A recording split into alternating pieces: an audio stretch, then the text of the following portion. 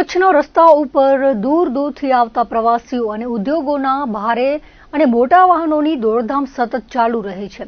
રસ્તાઓને અને રસ્તામાં આવતા પુલને પણ ઝડપી ધસારો પહોંચે છે, ત્યારે તેના પર નજર બનાવી રાખવી જરૂરી છે, નહીં તો ક્યારેક મોટી દુર્ઘટના સર્જાઈ શકે છે।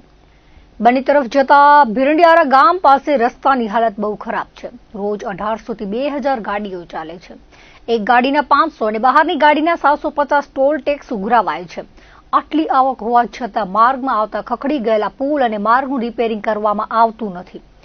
પુલના સાંધા વચ્ચેથી સળિયા ઉખડી અને બહાર આવી ગયા છે અને તે રસ્તાની વચ્ચે દેખાય છે।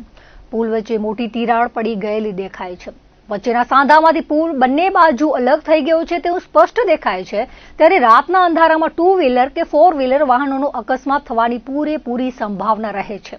ભુજથી નખત્રાણાનું ડામર કામ રિપેરિંગ થઈ ગયું તેવી રીતે ભીરંડિયારા રોડનું ક્યારે કામ થશે તેવો પ્રશ્ન ઉઠી રહ્યો છે। રસ્તા પરના જોખમી હાલતમાં રહેલા પુલની સંભાળ લઈને તાત્કાલિક રિપેર કરવામાં આવે એવી સમયની માંગ છે।